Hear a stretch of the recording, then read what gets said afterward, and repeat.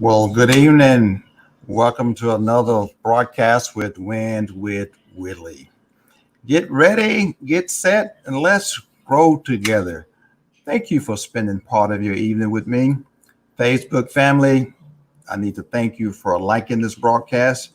Truly appreciate your comments and share this broadcast on your Facebook page with your sphere of influence.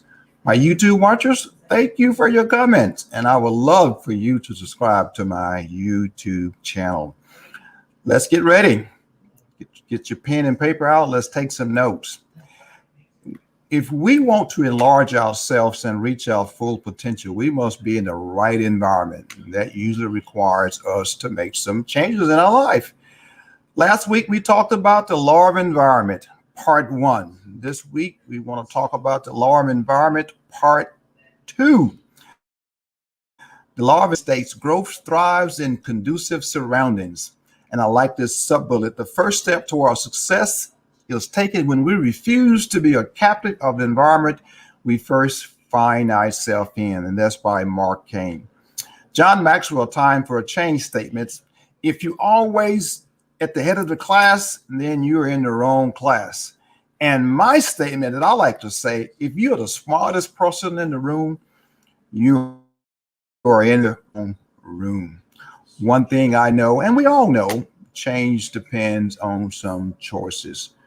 The question is, what choices need to make so we can be in a conducive surroundings where we can thrive and grow? Last week, I shared with you three of those choices we need to make so we can be in that conducive surroundings where we can thrive, grow. And if you missed last week's broadcast, not a problem. Just visit my YouTube channel and watch the replay. It'll always be there. We talked about access our current environment, change ourselves in our environment, change who we spend our time with. I think I kind of spent more time on that one than anything else last week on change who we spend our time with. Let's just do a quick review. Access our environment. Change for the sake of changes. That's not going to help us. If we're going to make changes, we need to make sure we're making the right one. How that? Start by assessing where we are now and where and why we want to change. One of the ways to judge whether we are growing in a growth environment is to discern whether we are looking forward to what we are doing or looking backwards at what we have done. If the future looks dull, routine, or confining, we may need to start to making some changes or looking to make some changes. Number two, change yourself and your environment. The question is, what does your growth environment looks like? In your growth environment, some things to think about. Others ahead of you. Are you being challenged? Is your focus forward? Is the atmosphere you in affirming? Are you often out of your comfort zone? Do you wake up excited? Failure is not your enemy. Others around you are growing, and the people around you are changed, and growth is modeled and expected. Last review, number three, change who you spend time with. I always smile about that one because that impacted my life the most, who I spend time with. I think it impacts most of our life the most. You're familiar with the birds flock together. Of course, you've heard that before. Social psychologist David McClelland states the people with whom you habitually associate are called your group. And these people determine as much as 95% of your success and failure in life. My goodness, 95% of the people in your time with. According to Jim Rohn, we become the combined average of the 5 people we hang around the most. We start to eat what they eat, talk like they talk, read what they read, and think like they think, watch what they watch, and dress like they dress. Sue Enquist, the great volleyball coach or softball coach, 33% rule of people in your life is in the bottom middle are the top thirds. And she talks about it this way: the bottom third suck the life out of you because nothing is ever going good enough for them. The bottom third, you don't want to be around those folks, but they're in your life. You have some people that are in the bottom third. How about the middle third is happy and positive when things are going well, but hey, when it started getting adversity and tough, you don't see more. So well when things are going great.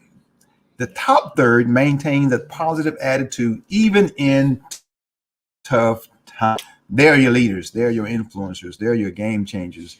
These are the kind of people we want to try to be, and those are the kind of people we should spend our time with. What kind of people are we spending our time with? I want to spend people with people of integrity, people who are positive, people who are ahead of me professionally. My mentors are ahead of me professionally. It's not about age. They are ahead of me professionally, and that they are my mentors. People who lift me up instead of knocking me down. Do you have people in your life that are lifting you up instead of knocking you down? People who take the high road, not the low road. And above all, are you around people that are growing? I'm around people that are going. So that's just a quick recap of part one. Of course, if you missed part one, you can visit my YouTube for the replay. And I want you to visit my YouTube channel and play all the videos into those videos as well. This week, I want us to challenge ourselves in our new environment. Focus on the movement and move forward despite of the criticism. That's the last one. And you know, when you are making, you're going to get criticized. But let's talk about the first one for today. Challenge ourselves in our new environment. One of the most positive things about being in a growth environment is that it gives us rooms to fly, to spread our wings, take risks. But we must be intentional about finding and creating those growth opportunities. Yes, be intentional. We must develop the habits and discipline to challenge ourselves. One of the first ways that we can do to challenge ourselves is make our goals public. You know, when you make it public, that becomes accountability. Few things pushes a person like a deadline and an audience, because guess what? They are watching you. Now, you don't always reach your goals, but most likely when you tell others what you intend to do, you tend to work a little harder. You work in such a way and methodical and intentional, and you're not ashamed of your efforts, even if one is watching. Making your goals public, that public become your accountability partner as well. So guess what? Challenge yourself in that new environment. Be intentional. How about this one? Focus on the moment. Changes we want to make in our lives come only in the present. You notice I said focus on the moment. Today, where we are in the future. You want to be great tomorrow?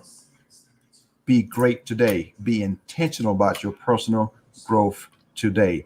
We must live and work in the present. Harvey Firestone Jr. states it like this: today, everything that's going to happen from now on begins. From now on begins. If you need to make changes in our cell environment, don't worry about the past. It's gone. We can only really live in the moment we're in. Mother Teresa, one of my favorite humanitarians and just a wonderful lady. For those who know anything about Mother Teresa, I like her statement. She said, yesterday is gone. Tomorrow has not yet come. Stay in the moment. We only have today. Let's begin. In John Maxwell's book, Today's Matter, he states 4 reasons why you must grow today. He talks about why growth matters today. Because if you want a better tomorrow, you have to start today. No one wants to look back at their life and see things and opportunities wasted. That's why it's important to recognize the value of growth before too much time passes. With that in mind, allow me to give you 4 specific reasons why growth matters today. God has granted us gifts and talents. God granted us those gifts and talents. We didn't get man, God gave them to us, and God expecting us to do something with those gifts and talents. And number one reason why growth matters today, because gifting without growth leads to ineffectiveness. This is what missionary physician Albert Schweitzer said. The secret of success is to go through life as a man who never gets used up. How do we ensure that we get used up before our life ends, our life is done? The answer comes in the way we approach our talents and our gifts. If we draw on our talents but never add to it or sharpen it, we are headed for trouble, because nobody knows. No is that talented. We must continue to hone our skills. But when we place a premium on our growth, we take whatever talent we have and we increases it. That not only raises our effectiveness today, but it makes our talent greater, that we can be an effective servant tomorrow. Why growth matters today? Growth prevents personal and professional stagnation. Have you ever felt that you've been stuck in some aspect of your life? You want to advance in your career, but somehow you have stalled. And nothing you do seems to advance your efforts. How do we overcome that stagnation? How do we do that? Help me out with that. What a lot of people do, we make external changes. As I said, I could say they, I could say you, but we have done it. We all are. We make external changes. We look for a job or give up on exercising, all external. But the better decision is to pursue those internal changes. External changes on symptoms of stagnations temporarily. If you get a different job, in a matter of time, the newness of that job and the fresh challenges in that job, what it brings you, is going to wear off. In a few weeks, in a few months, or even years, it's going to wear off, and you still faced with the same old problems. If you give up on exercise, your health will decline. But you know where I'm going. If we make those personal, internal growth goals, then our focus becomes going on the inside, internal changes. We become better equipped to face those challenges. We find ways to improve our eating habits or maximizing our exercises. We gain the internal potential to break stagnations, and once we do that, we improve our situation. Your personal growth impacts your organizational growth. When I'm teaching my leadership courses quite a bit, I spend a lot of time on this particular topic, but just a brief overview today. What is the lid holding down your business, your department, your organization, your church? What is currently limiting your organization's potential? Yes, you face challenges related to technology, capital, cash flow, personnel, or even the markets. And these are legitimate obstacles. Yes, I'm not denying they do exist. But no matter what work we do or where we do it, our greatest challenge is always ourselves.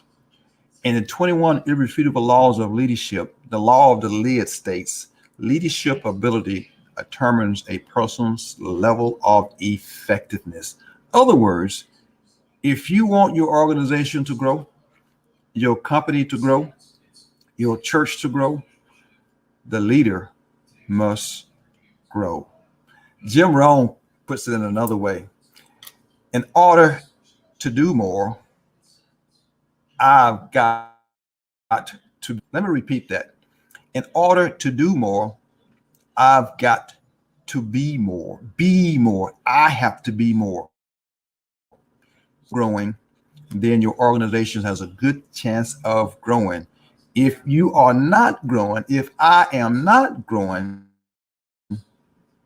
and we are putting a lid on our organizational growth, whether it be church, school, community center, wherever you are, if you are not growing, you put the lid on your organizational growth. And that's number 4 of why growth matters today. Only through continuous improvement can I and you reach your full potential. If you don't try to improve yourself every day, that's your fate. That could be your fate. You'll be stuck in the same place, doing the same thing, hoping for the same hopes for coming years, but never gaining new territory or winning new victories. Doing the same thing over and over and over again and expecting different results.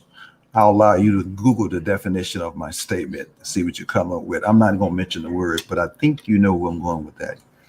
Let's get to number 6 in environment. We just talked about the 4 steps why growth matters today from John Maxwell books, Today's Matter. But number 6 is move forward despite criticism. Once there was an older man who was broke, living in a tiny house on a beat up old car. He was living off $99 on Social Security check per month. At 65 years of age, decides things had to change. So he thought about what he had to offer. His friends raved about his chicken recipe. Some of you may have heard the story. He decided that this would be his best shot at making a change. He left Kentucky and traveled to different states to try to sell his recipe. He told restaurants owners that he had a mouth-watering recipe. He offered the recipe for them for free, just asking for a small percentage of the items sold. Sounds like a good idea, right? Unfortunately, not to most of the restaurants. He heard no over 1,000 times. Even after all those wins, he never gave up. He believed his chicken recipe was something special. He got rejected 1,009 times before he heard his first yes. With that one success, or that one yes, Colonel Heartland Sanders changed the way Americans eat chicken. Kentucky Fried Chicken, popularly known as KFC, was born. Remember, never give up and always believe in yourself in spite of the rejections. And Colonel Sanders was 65. He was older than I am right now. In the book, The Science of Getting Rich by author Wallace writes, do not wait for a change of environment before you act. Cause a change of the environment through your action. You can act upon your present environment so as to cause yourself to be transferred to an environment. Growth always comes from taking action, and taking action almost always move forward anyway. For us to reach our full potential, we must do only what others believe we cannot do. But look at this. But we must do what we believe we cannot do. Most of us always underestimate our potential and ourselves. We only shoot for what we can reach, but instead we should reach for what's beyond our grasp. Take risks. My friend Paul Martinelli says, he's always used this quote, and I use it: jump and build your wings on the way down. If we don't try to create the future we want, guess what's going to happen? We're going to endure the future we get. As we take the action to change ourselves and our environment, yes, most likely you will be criticized. You will be criticized. Act anyway. I like what Ralph Waldo Emerson says: whatever course you decide upon, there's always someone to tell you that you are wrong. I call these folks dream robbers. When I'm talking to parents, when their kids come to them and share with their dreams and hopes and aspiration, and someone getting close to that child rob them of their dream. So don't allow anyone to rob you of your dream. Yes, you will get criticized. So when we take charge of our life and be intentional about our personal growth and development, folks, I'm here to tell you, you and I remove the limits of our capacity. You can remove the limits. You are great. You are one, or you have unlimited capacity because of your willing for personal, willing to grow intentionally. Remember, growth thrives in conducive surroundings. Assess your current environment. Change yourself, ourselves, in our current environment. Change so we spend time, who we spend time with. Challenge ourselves in our new environment. Focus on movement. Move forward despite criticism. The two that really resonates with me the most is change who we spend time with and move forward despite the criticism. Because some of those folks that you're spending time with are dream robbers and they are not dreamers. So strive to put yourself in that conducive environment. Be connected where others are ahead of you. You are continually growing. Your focus is forward. The atmosphere that you're in is affirming, and we are often out of our comfort zone. We wake up excited. Fear is not our enemy. Others around us are growing. You surrounded with people that desire change.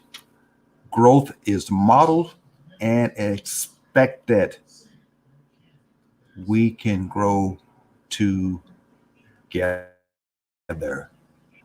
There you have it. Part two. Part two. And you can go to YouTube and listen to part one. And eventually this will be on YouTube. So thank you for spending time with me this evening. I look forward to seeing you next week. And next week, we're going to talk about the law of consistency. And the law of consistency states motivation gets you going, but discipline keeps you growing. Let me say that one more time. The law of consistency, motivation gets you going, but discipline keeps you growing. So invite a friend to join you next week, because we can't take this personal journey together. You cannot. We have to do it surrounded by people. And I want you to subscribe to the YouTube channel. Okay, let me put my YouTube channel. That's my book club. Hold, apologize. Let's say I want you to join my book club, because we're studying right now how successful people think.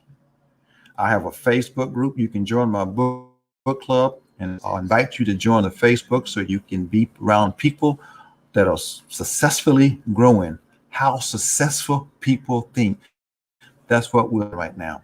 And of course, obviously, I want you to subscribe to my YouTube channel. Listen to those videos. Serving is my mantra. God has gifted me, and I want to continue to be a river in your life, not a reservoir. Whatever He gifted me with, I want to share it with you. So thank you for tuning in. I look forward to seeing you next week for another broadcast of Win with Willie. Have a blessed rest of your weekend.